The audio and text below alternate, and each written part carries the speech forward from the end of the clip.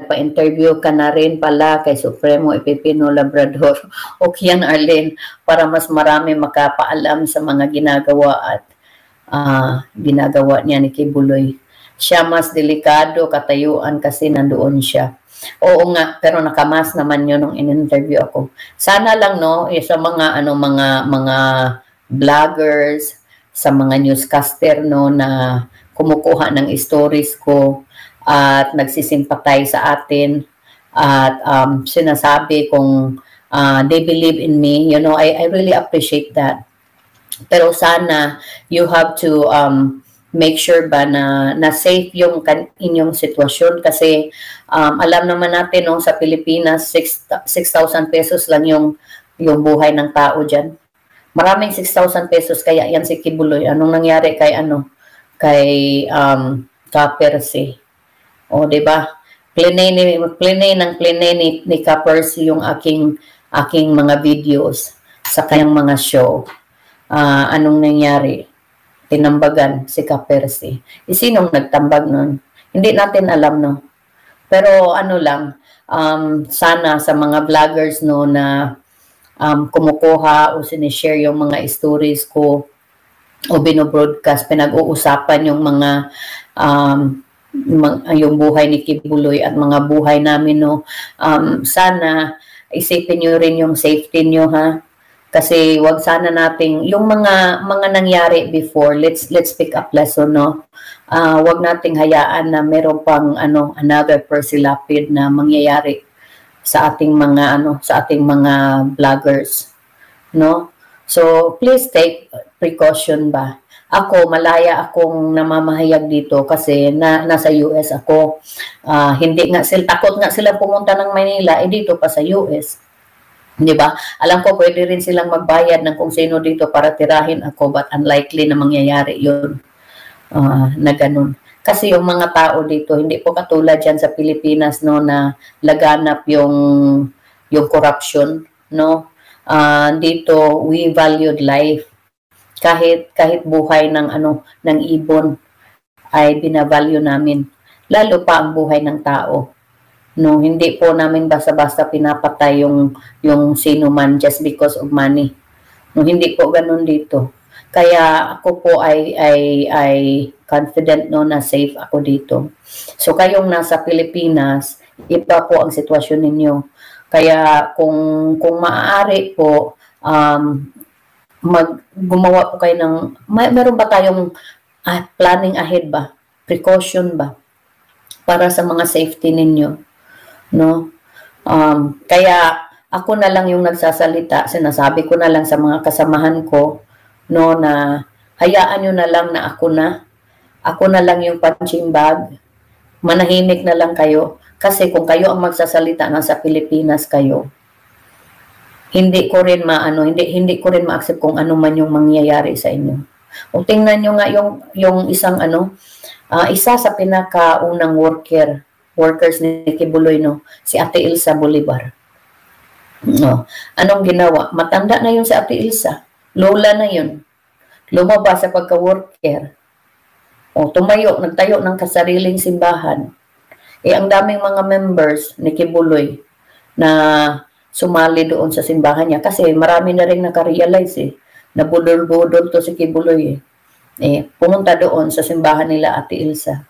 Yun din si Ate Ilsa, may alam kung anong nangyayari sa inner circle at sa sa talagang sa loob ng organization.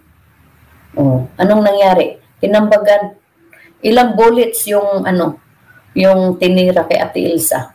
Buong katawan, halos butas-butas lahat. Nagdilig lang siya ng halaman niya doon sa labas ng kanyang simbahan. Tinira sa harapan pa ng kanyang apo. Ganon sila, guys. Kaya sana yung mga vloggers ko, no, na sumisimpatiya sa atin, I am not going, hindi ko naman kayo binibigyan ng fear sa inyong mga puso kasi may tiwala din ako sa inyong mga principles, no. Yung mga principles natin hindi natin pwedeng ibenta ng kahit magkano.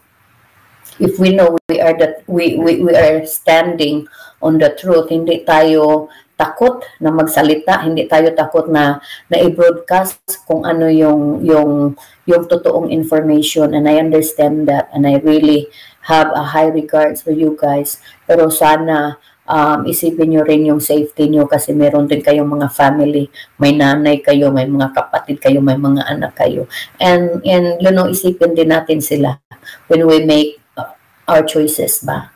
Kasi masakit din na mawala kayo sa mga pamilya nyo just because you are standing for the truth, you know. So yun lang ang ano ko, no, sa mga vloggers. So salamat. Kaya share nyo na lang yung yung videos ko sa mga page nyo o kung saan-saan, para at least yung mga information na galing sa akin, ako naman personally experience ko ito ano to, general knowledge to naming lahat na member ni Kibuloy at worker ni Kibuloy. Kaya yung mga sinasabi ko, it's more reliable ba, kasi experience naming lahat, no. So kaya salamat. Este Alejandro, he became a billionaire. He has everything like jet planes, motorcycles, building media cars, etc. He became powerful. Yes, Este Alejandro, pag-usapan natin yan, no, kung saan napupunta itong mga money. Kasi gusto ko i-discuss natin yung mga luho niya at magkano at nasaan na ngayon. Yun yung plano ko. But you know, ang ganda ng kailangan ko kasi na ipaliwanag sa inyo ng maayos ba, para maintindihan nyo, kasi marami talagang hindi ba makatawag nito, hindi nila ma-wrap around yung kanilang isipan. Bakit ganito kayaman si Kibuloy kung yung source of money niya, yung source of galing lang sa mga solicitation, galing lang sa caroling, galing sa pagtitinda. Ang dami namang mga nagtitinda dyan. Ang daming nangangaroling, ang daming nagsusulisit. Bakit hindi sila naging bilyonaryo? 'Di ba? Yun yung ano natin, yun yung malaking tanong natin, kasi hindi natin alam yung frequency. Hindi natin alam yung strength ng kaniyang mga money making machine, and how his members and workers perform daily. No? Kaya ganun. Kaya gusto kong ipaliwanag sa inyo ng maayos para maintindihan nyo. Galacia Enriquez, matanong lang kita na Arlene, anong nangyari kay Brother Eugene? Si Brother Eugene po, he is well, you know, he is safe, he is happy serving God, you know, the real God. Nasa Mindanao pa rin siya. And he's still, you know, preaching ba. Patuloy pa rin yung calling na ginawa ni God sa kanyang buhay as minister, no, ni Pacquiao. At least wala na siya doon kay Pacquiao. Wala na siya doon kay Kibuloy. At he is serving to the real God. And I'm so glad, you know. At least, nagbibigay din sila ng inspirasyon sa akin ba. No, itong mga to, kasi si Kuya Eugene, isa to sa mga kuya ko talaga nung araw. Ilang beses to napapanish, ilang beses din niya ako nakitang napanish, you know. And sometimes wala kaming walang kain, but we're there for each other. He's good, Kuya. God has been, you know, good to him, and God still bless him until this time. Gising na mga members ng cult ni Quicks matapos nakasamaan ni Quicks. Yes, talaga. Dapat na talagang magising, no? Kasi pag wala ng mga members, workers, wala ng human resources ni Kibbs, wala na. Bar down na yung kanyang kingdom. Kasi yung mga human resources niya, yun yung nagdadala, nagsusupply o nagsusustain ng kanyang pangangailangan. Kaya importante po talaga na ma-share natin itong mga information na ito, para wala nang madagdag, at yung mga nandoon magising ba kahit papaano, kahit unti-unti lang, no.